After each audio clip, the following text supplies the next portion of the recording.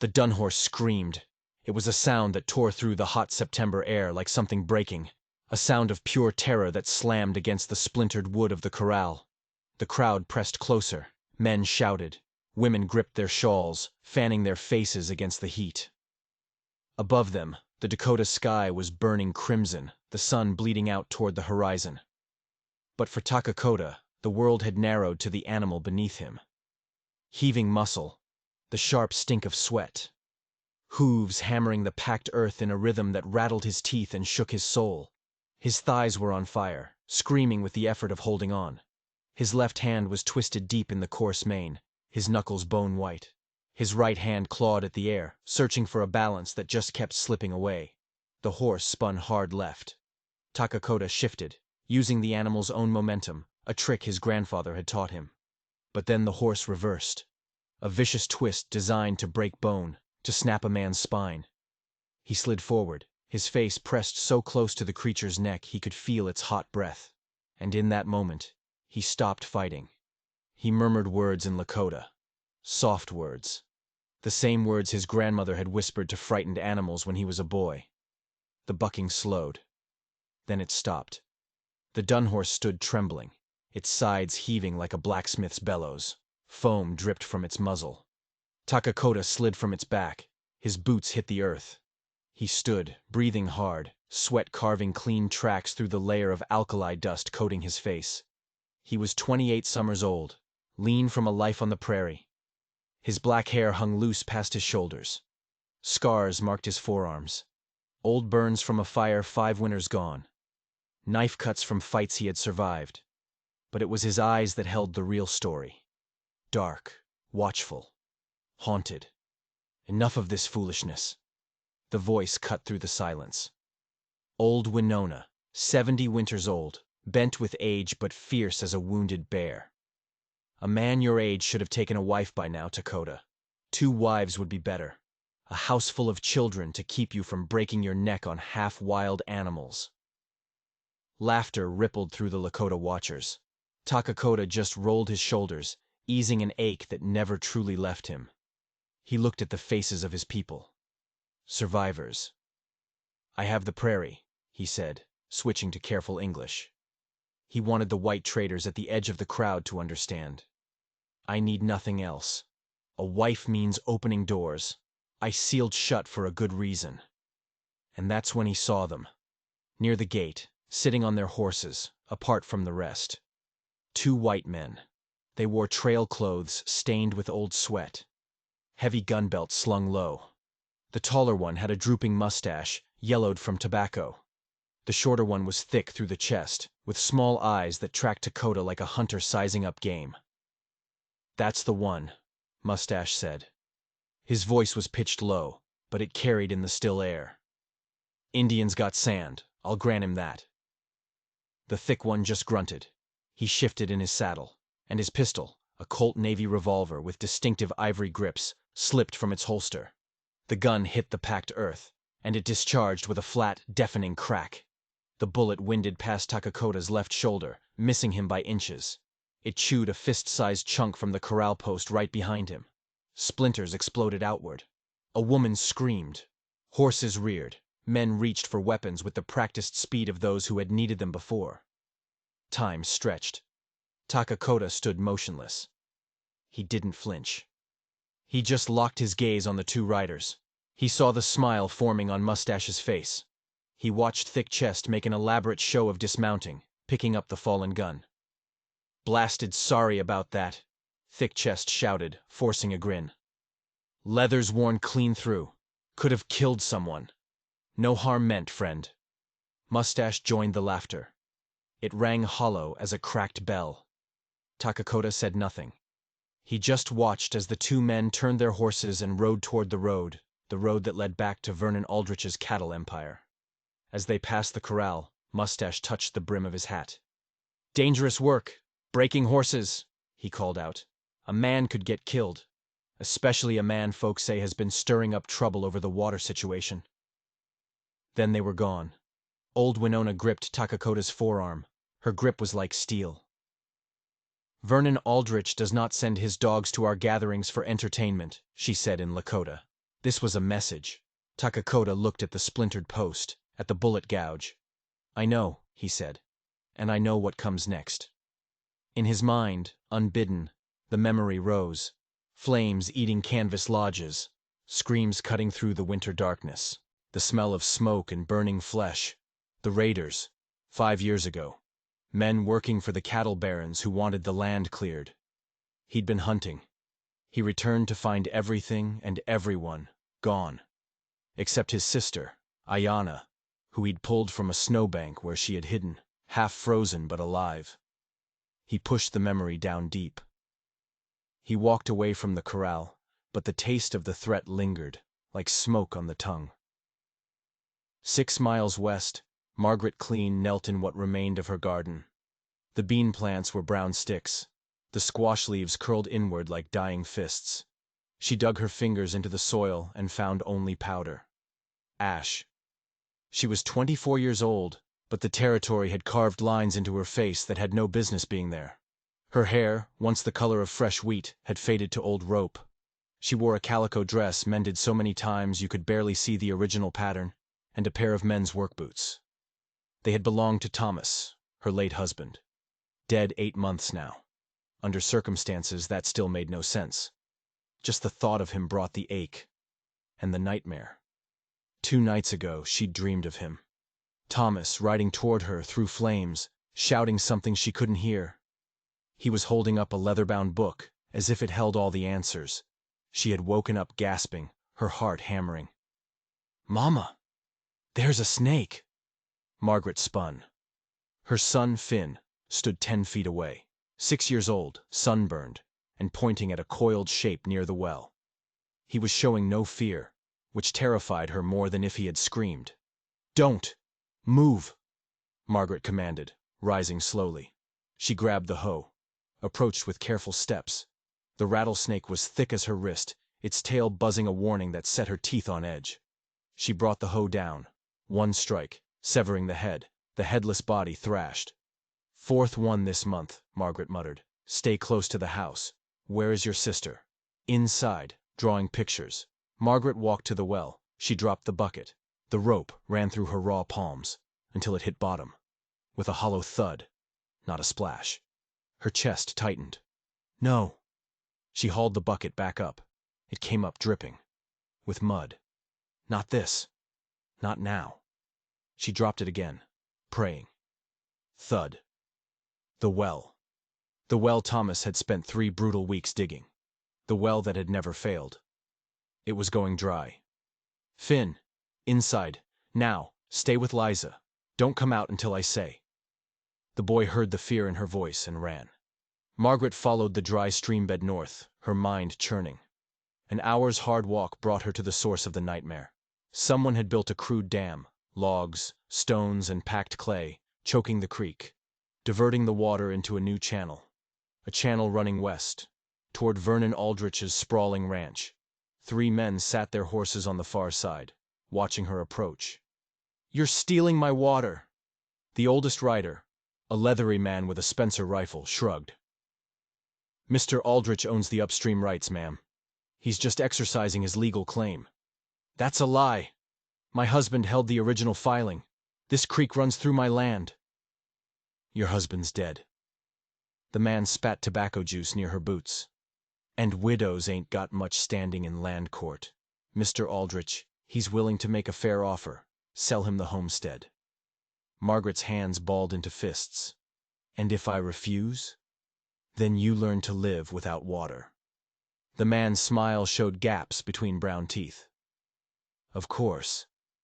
Mr. Aldrich mentioned another option. "He's a widower himself. A woman with your grit. He could use a wife. Marry him. Combine the properties. All legal. Your troubles end." The other riders chuckled. Margaret turned and walked away. Because if she stayed, she would say something that would get her shot. That night, after the children slept, Margaret sat at the kitchen table. The only thing Thomas had left her that might matter. A small leather journal she'd found tucked beneath the floorboards. She'd found it a week after his death, but it was written in a shorthand she couldn't decipher. Until now. One entry, dated 3 weeks before he died, suddenly made horrifying sense. Aldrich knows I kept records. If anything happens to me, the proof is in the old trunk. The water agreement protects everyone, but only if she knows where to look. The sound of hooves snapped her back. Margaret grabbed Thomas's Henry rifle. Through the window she saw them. Riders. 4, maybe 5, hidden in the darkness. A shot cracked. The bullet punched through the door. Splinters flew. Margaret dropped flat. More shots followed, tearing through the thin walls, shattering the window above the sink. "Root cellar!" she hissed, crawling to the bed where Finn and Liza huddled. "Now!" Finn grabbed his sister, dragging her across the floor. Margaret covered them as they scrambled down the ladder into the dark, earthy cellar. She followed, pulling the trapdoor shut just as bullets continued to chew through the house above. Liza whimpered in the dark. Margaret crouched on the ladder, rifle aimed at the trapdoor, counting. 5 minutes felt like 5 hours. Finally, the hoofbeats receded. Silence. She waited another 10 minutes before climbing out. The house was destroyed. Curtains shredded, dishes smashed, furniture riddled with bullet holes. She stood in the doorway, shaking, not with fear, with a cold fury that felt like ice in her chest. "Mrs. Clean!" Margaret spun, raising the rifle. A man stepped into the moonlight, hands open at his sides. He wore buckskin leggings and a beaded shirt. His long black hair was tied back with a red cloth. Behind him, 3 more figures on horseback waited. "I am Takakota," he said in careful English. "My people water horses at your creek, under the old agreement. We heard the shooting." Margaret kept the rifle level. "You're far from your camp." "And you are alive because we were close," he said. He gestured toward the road. "The riders ran when they saw us. One fell from his horse. We took his weapon." He held up a revolver. A revolver with ivory grips. He laid it on the fence post. "Evidence, if you need it." Margaret studied him. Young, lean, with a scar along his jaw. His eyes were direct, unflinching. "Why help me?" Takakota looked at the bullet-riddled house. "Because men who fight women and children in the darkness are worse than rabid dogs. And because the water matters to my people too. We both know who built that dam. Vernon Aldrich. Yes, he takes the water, makes your people and mine enemies. So we do not see the real thief." He turned to leave, then paused. "If you need help, send word. My sister Ayana knows the way to find us." He mounted and rode off, dissolving into the shadows. Margaret stood alone, holding the ivory-handled revolver, and she felt the first edge of an impossible plan begin to form. The next morning, she rode into Diamond Creek. She went straight to Doc Franklin Bale's clinic. Doc was past 50, whipped thin, with exhausted eyes. He looked up, saw her face, and immediately set down his work. "What happened?" Margaret told him everything. The dam, the ultimatum, the attack, Takakota's intervention, the ivory-gripped gun. Doc's face darkened. "Vernon Aldrich is dangerous, Margaret. He owns half this county and controls the other half through debt." "I know. And," Doc said, "Sheriff Briggs is preparing a warrant against the Lakota warrior who supposedly attacked Aldrich's men last night, unprovoked." Margaret's stomach dropped. "A warrant? For Takakota?" Doc nodded grimly. "That revolver? Aldrich will call it stolen. Evidence of assault. In this territory, that's enough to stretch a rope. He saved our lives. Try proving that in court," Doc said. "Margaret, as a widow, you have almost no legal standing. The land office sides with whoever has the stronger claim. Right now, that's Aldrich." Margaret stood silent for a long moment. "Then I need to change my legal standing." "How?" She met his eyes. "By getting a husband." She found Takakota's camp by following the creek. When she rode up, with 2 children clinging to her, the camp went silent. His sister, Ayana, stepped closer, her hand on her knife. Margaret dismounted, leaving the children on the horse. "There's a warrant for your arrest," she said to Takakota. "Aldrich claims you attacked his men." Takakota absorbed this without reaction. "I stopped them from killing you. I know. The law doesn't. She paused, gathering herself. Aldrich also dammed the creek. My well is dry. He says he'll restore the water if I sell him my land. Or marry him. Ayana's hand tightened on her knife. So you bring the white man's justice here? A warrior, Red Otter, spat. No, Margaret said, her gaze locked on Dakota. I came to make an offer. Marry me. The silence stretched. A hawk cried overhead. Explain, Takakota said finally. As a widow, I have no legal standing. A husband changes that. The property becomes ours, jointly, under territorial law. Aldrich can't simply take it. And, she added, marriage complicates the warrant. You become a landowner, not just a drifter they can hang without questions. You want me as your shield. I want a partnership, Margaret shot back. Built on mutual need. You need water access. I need protection. We both need Aldrich to lose. This is the only way. Takakota studied her. She was worn thin, but there was steel underneath. And when Aldrich is gone? When the water flows? Margaret hesitated. We figure that out when we're not dying. Ayana spoke rapidly in Lakota, her tone sharp. My sister says this is a trap, Takakota translated. That you will use me, then call the soldiers when you no longer need me. Your sister is right to be suspicious, Margaret said. I'm asking you to risk everything on my word. All I can tell you is that my word is all I have left. I won't break it. Takakota looked at the two children on the horse. The boy watched with open curiosity. The girl hid her face. And if I refuse? Margaret's jaw tightened. Then I lose my land. Aldrich takes the water. Your people go thirsty. And I am forced into a marriage I would rather die than accept. She paused. And you spend your life running from a warrant for a crime that was not a crime. Takakota walked to the edge of camp. The memory rose again. Flames, screams. His grandmother's voice, cutting off. He had sworn never to tie himself to the white world again. But the dam was real. The warrant was real. This woman with two frightened children was real. He turned back. I want shelter, not a wife, he said. If we do this, it is for the law and the land. Nothing more. Margaret nodded slowly. Shelter. For all of us. Then we agree. Ayana looked at her brother. You are a fool, she said in English. This will destroy you. Maybe, Takakota admitted. But doing nothing destroys her. And eventually us. The water matters. He looked at Margaret. Tomorrow morning, the courthouse in Diamond Creek. The ride into town felt like riding toward a noose. Takakota came with Ayana, Red Otter, and two elders. Margaret met them on the courthouse steps, her children at her side. She wore the same mended dress. A crowd had gathered. Men leaned against posts, watching with cold eyes. A boy threw a rock that clattered near Liza's feet. The little girl jumped but didn't cry. Keep moving, Margaret said quietly. Inside, Judge Horace Fenton looked deeply unhappy. Sheriff Walter Briggs stood in the corner, hand on his gun. This is highly irregular, Fenton mumbled. A union between a white woman and a Lakota man. It's unprecedented here. Unprecedented is not illegal, Margaret said. No, Fenton sighed. It is not. He rushed through it. Do you, Margaret Ann Clean, enter this union of your own free will? I do. And you, Takakota? I do.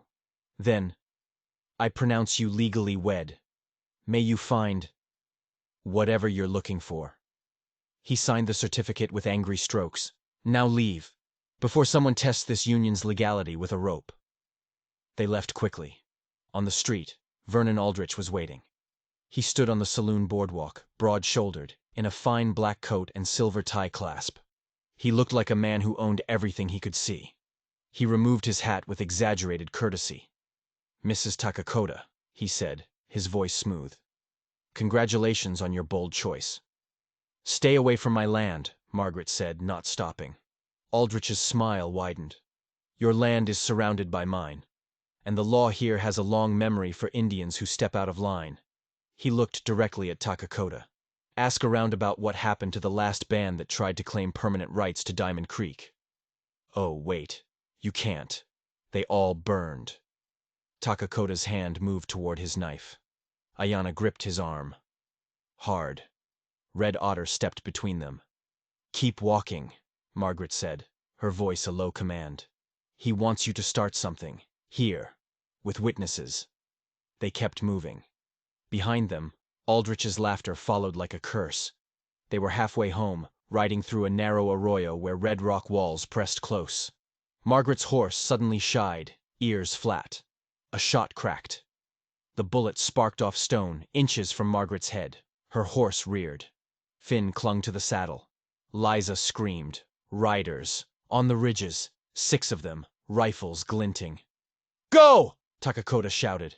Margaret snapped the reins. The wagon lurched forward, wheels bouncing over stones. Shots cracked from above, kicking up red plumes of dust. Red Otter returned fire. Ayana sent arrows hissing upward. The passage narrowed. Wheels scraped rock, throwing sparks. Takakota stood in the wagon bed, firing carefully. The wagon hit a rock and lurched violently. Margaret's weight shifted. She was sliding out of the seat, her hands losing grip. Takakota dropped his rifle. He grabbed her elbow with both hands, hauling her back with a brutal force that would leave bruises. For one heartbeat, they were face to face.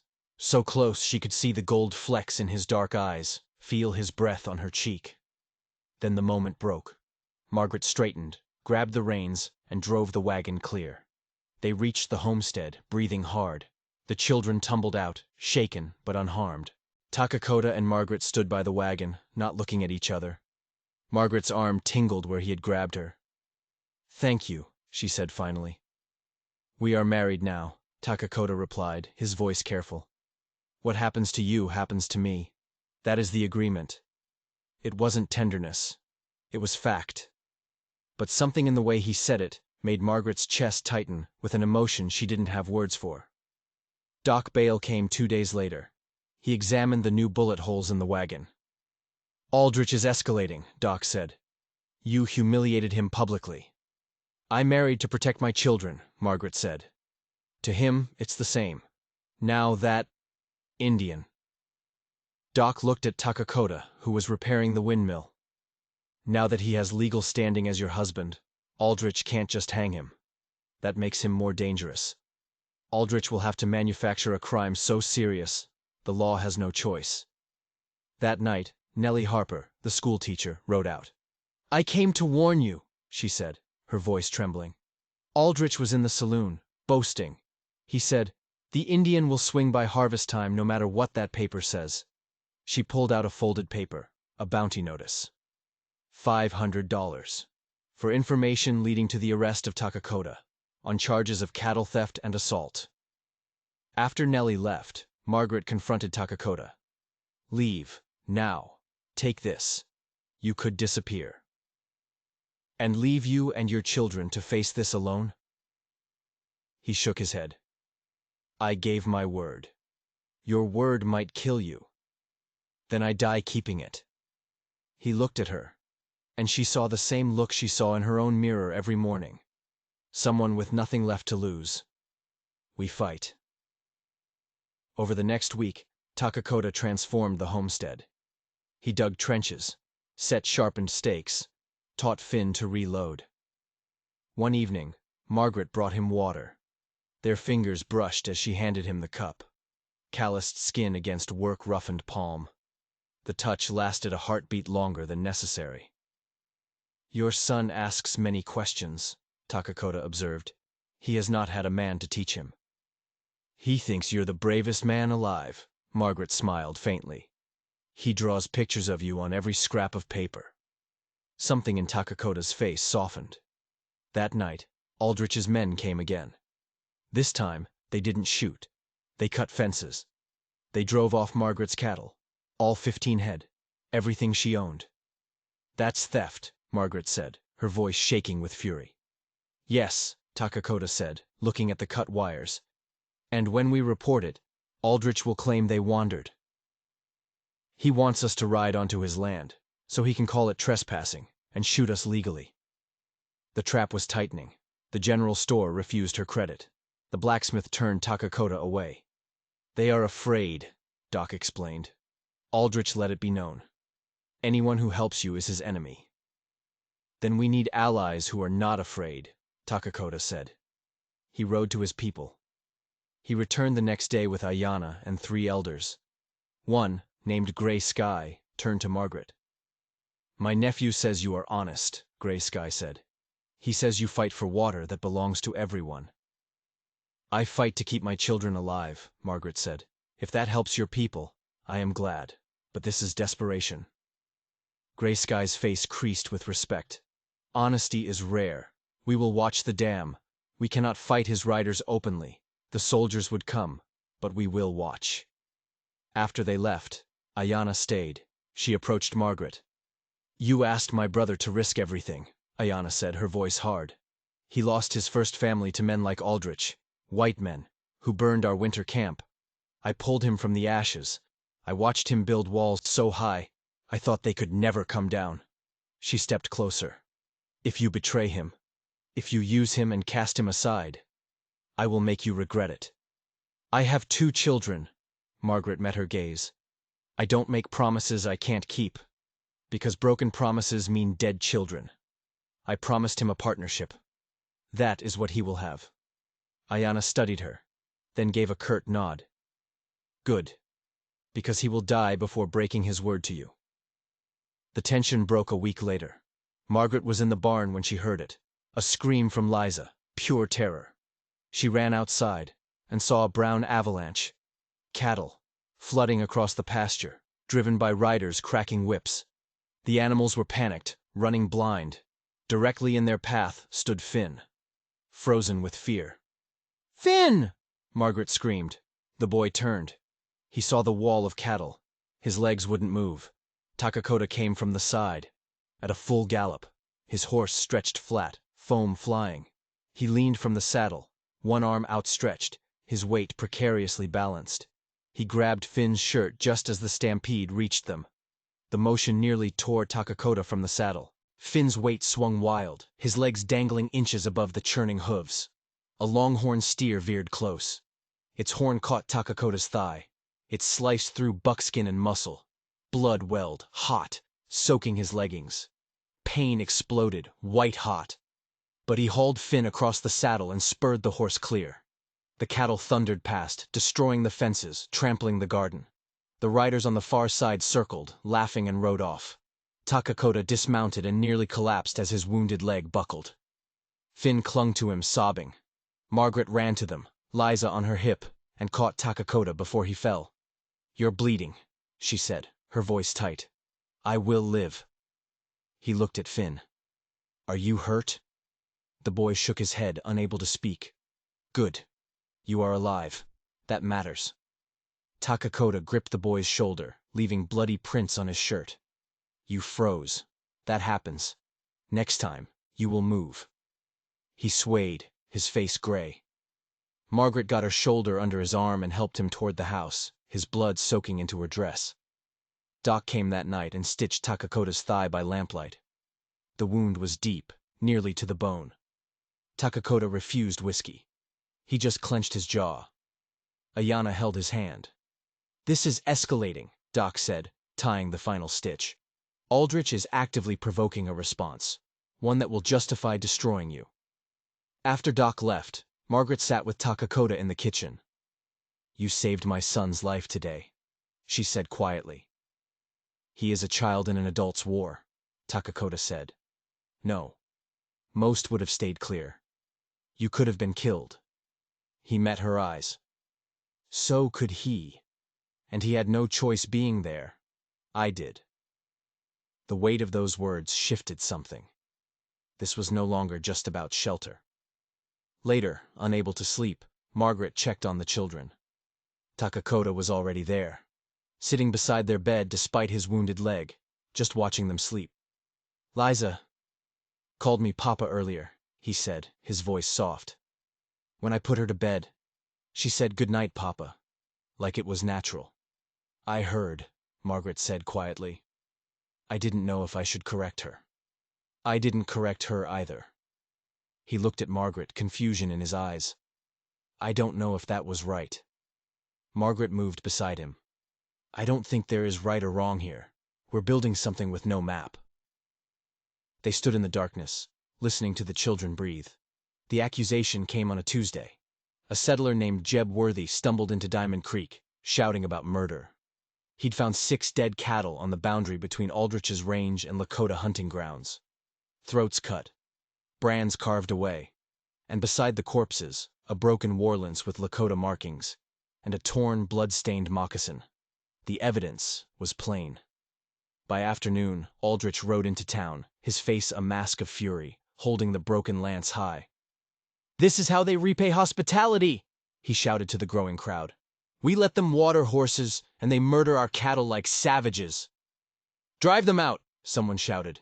"Burn the camps!" Takakota, who had ridden to town for medical supplies, stepped into the street, his legs still stiff. "That is a lie," he said, his voice clear. "My people did not touch your cattle." "Then explain this." Aldrich thrust the lance toward him. "Explain the moccasin. You want an excuse to break the water agreement."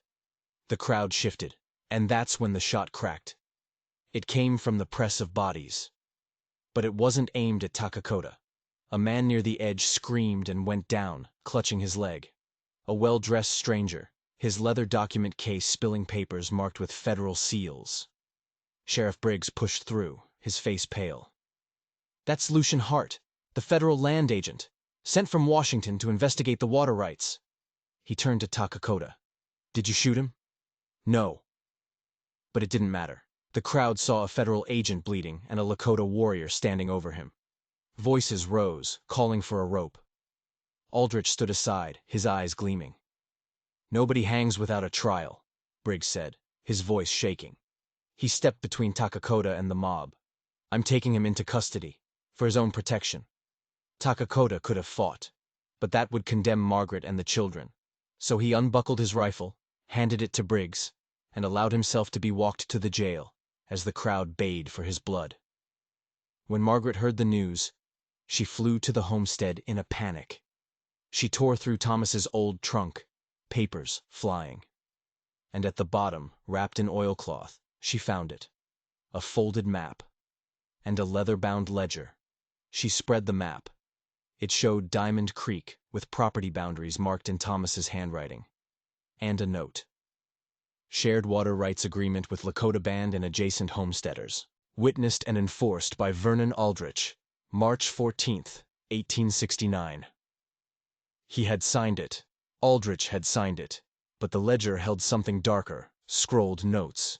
Thomas's writing, but hurried, frantic, describing a raid on a Lakota winter camp. December 1873, 5 years ago. Aldrich organized it, needing the tribe taught respect. Margaret's hands shook. Thomas had been with the raiders. His notes showed his growing horror. Women and children burned alive, systematic destruction. The final entry from that time. "I cannot live with this sin."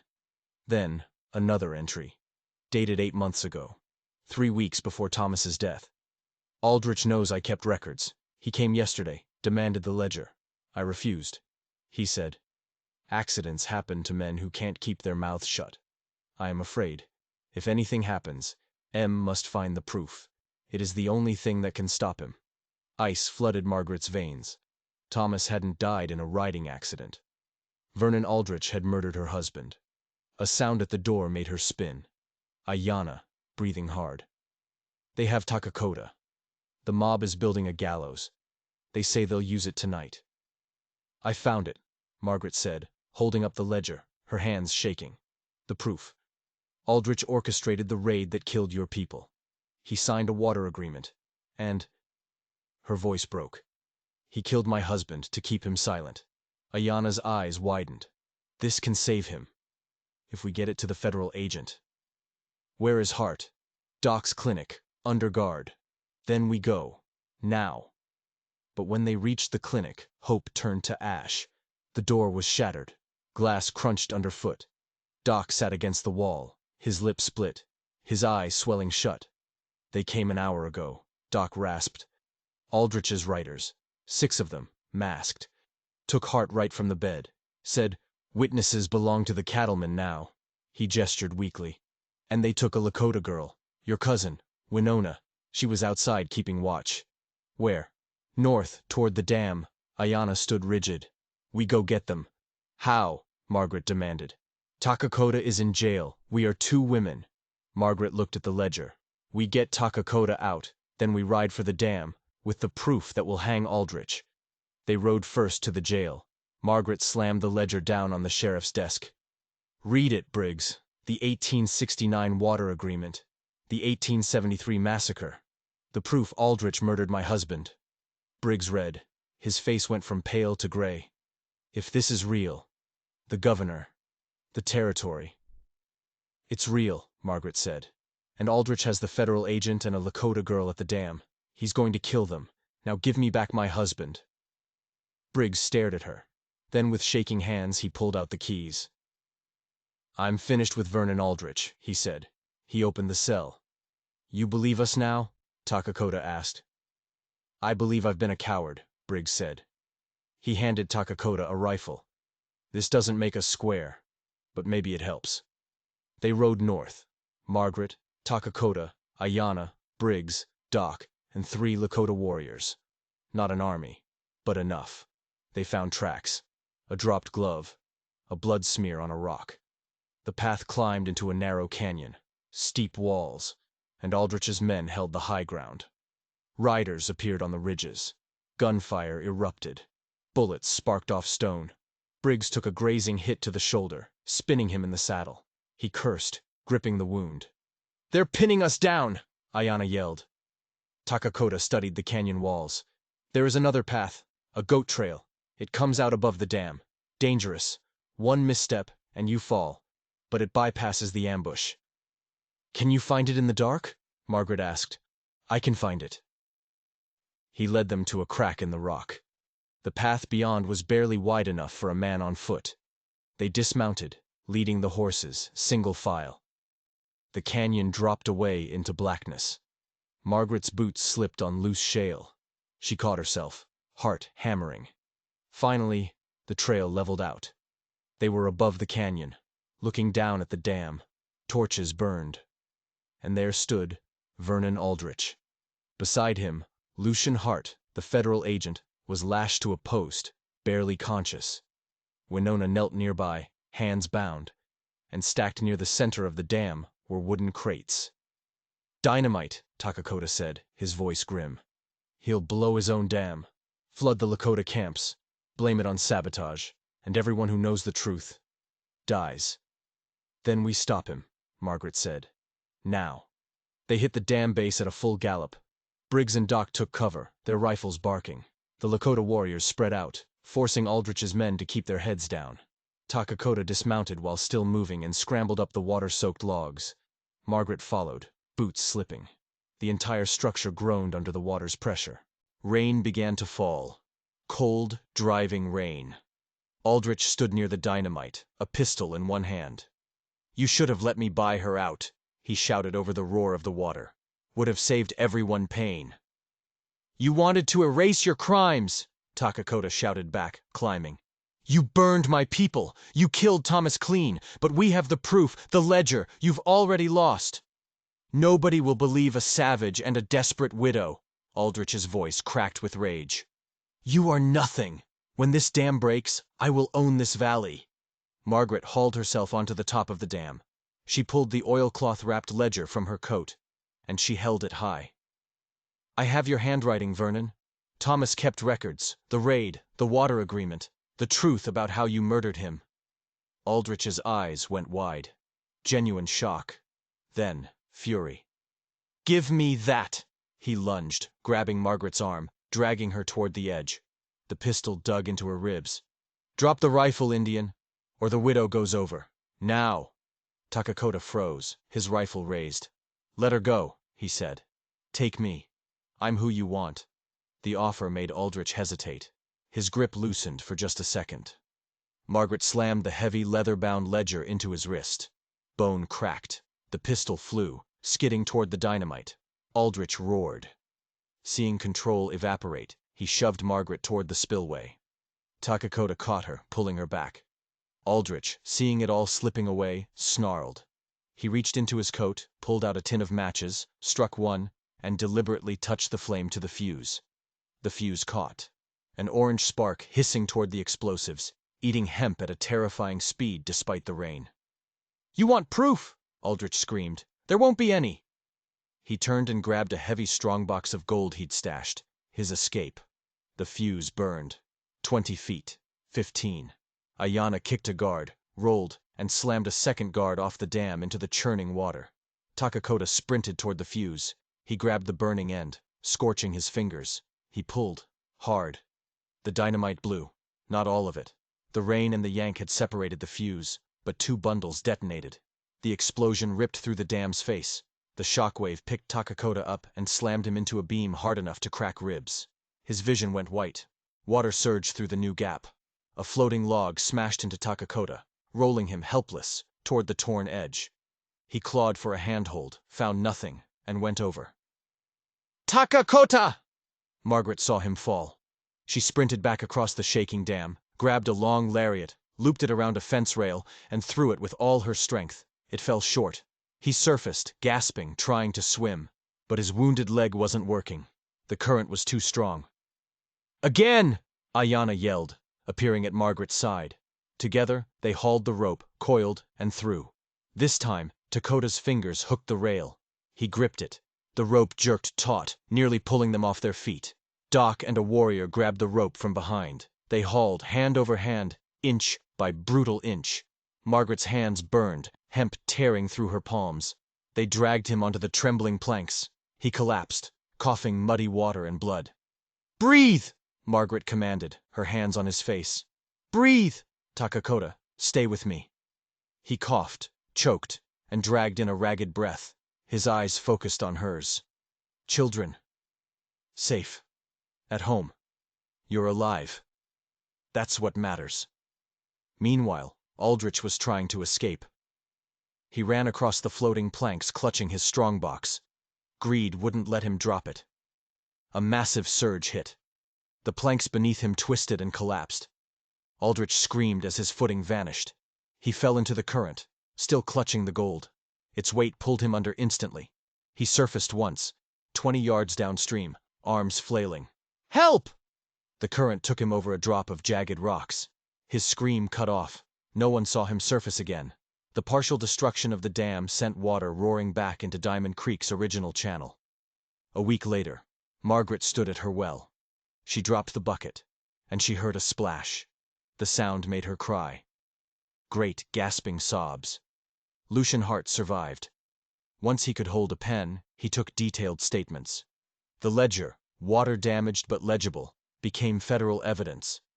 Hart's 40-page report was so damning, it could not be ignored.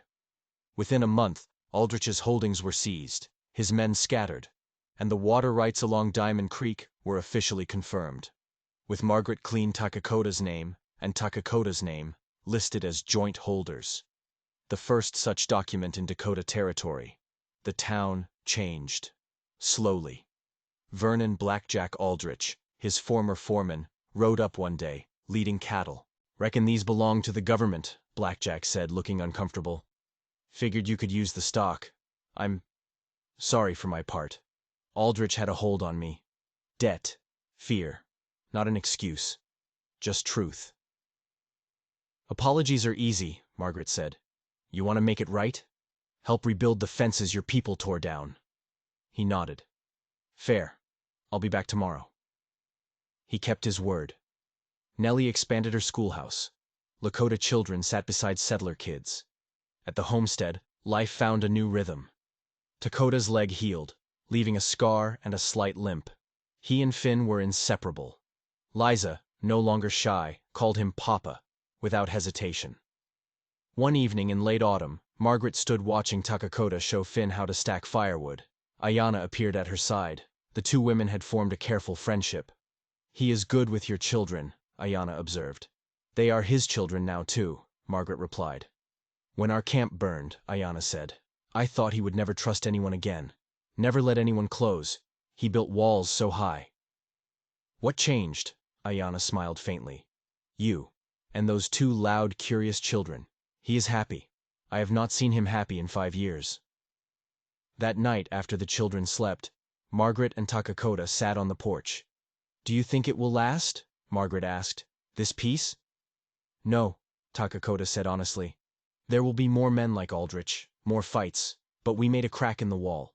We showed it's possible for a white woman and a Lakota man to stand together and win." Margaret leaned her head against his shoulder. His arms settled around her. "Margaret," he said finally, his voice careful. "When we married, I said I wanted shelter. Just shelter. I was wrong, or lying to myself." Her heart beat faster. "I am saying," he turned to face her, "that somewhere between the ambush and the dam, this stopped being shelter. This became home, and you became more." Tears pricked Margaret's eyes. "You became more than shelter to me, too. I was just afraid you would feel trapped." "I am afraid," he admitted. "Afraid of losing this. Losing you. Because I know how quickly everything can burn. But I am more afraid of walking away from something real." He took her hand. Margaret kissed him. Slow and deliberate. "A choice." "I don't know how to do this," Takakota whispered. "Be a husband. Be a father. I only know how to survive." "Then we learn together," Margaret replied. "The same way we learned to fight." 3 months later, Lucian Hart returned. He carried a leather portfolio. "I have something for you," he said, pulling out a document thick with seals. A revised homestead patent, countersigned in Washington. Margaret read it, her lips moving. Then she stopped, her breath catching. "What?" Takakota asked. Her finger traced a line. "It lists both our names, joint owners." "Read the next part," Lucian prompted, smiling. Margaret continued aloud. "In recognition of shared stewardship, the undersigned parties hold equal and irrevocable and perpetual claim, to be passed to heirs without restriction based on race, origin, or tribal affiliation. This claim shall stand as precedent." She looked up, stunned. This changes everything." "First such document in the territory," Lucian nodded.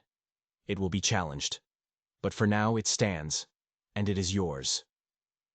After Lucian left, Takakota stared at the document. His name, in formal script, beside hers. The law that once hunted him now protected him. "This changes things," he said. "We are not just surviving anymore," Margaret said. "We are building something that will last." "Do you still want shelter?" she asked softly. He looked at the house, lamplight glowing in the windows. "I stopped wanting just shelter long ago," he said. "Now I want everything. The children, the land, you, this life." Margaret stepped into his arms. "Then you will have it," she said. "All of it." Spring came. Gray sky and the elders rode to the homestead.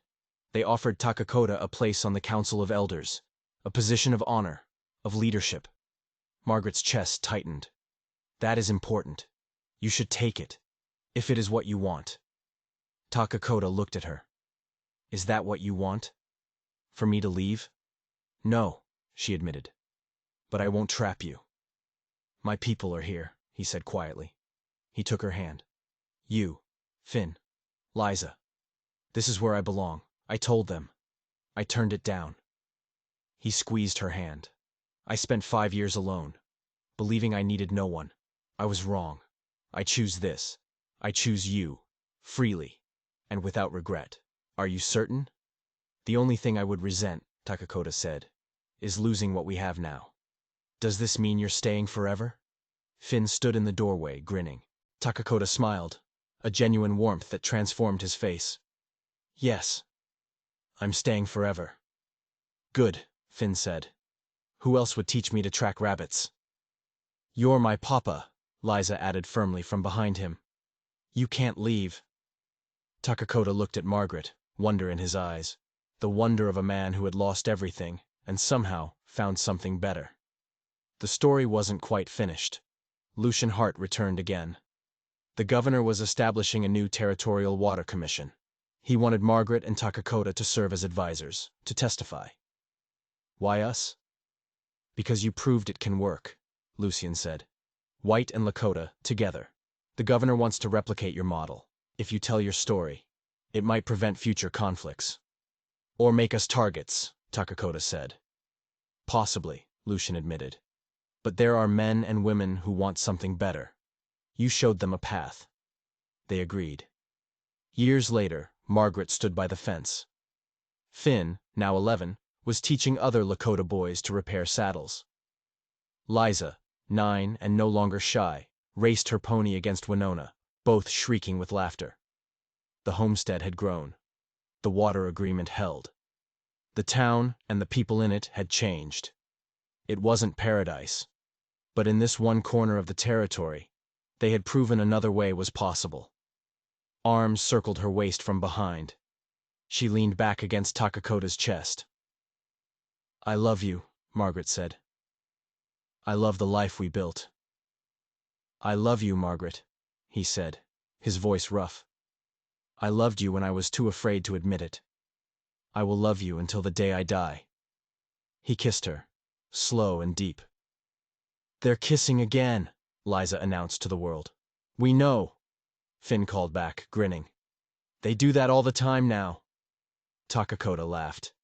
"Come on," Margaret said, taking his hand. "We have work before winter." "Always work," Takakota agreed, smiling. "But good work. Work that means something." They walked toward the house, hand in hand. The land that nearly killed them had become their salvation. The marriage that started as a desperate strategy had become the foundation of everything. What began with a question, "You want a wife, or just shelter?" had finally been answered. Shelter had been the door. Love was what they built inside. If you enjoyed this story, please consider hitting that subscribe button. We've got a lot more stories from the frontier, and you won't want to miss a single one.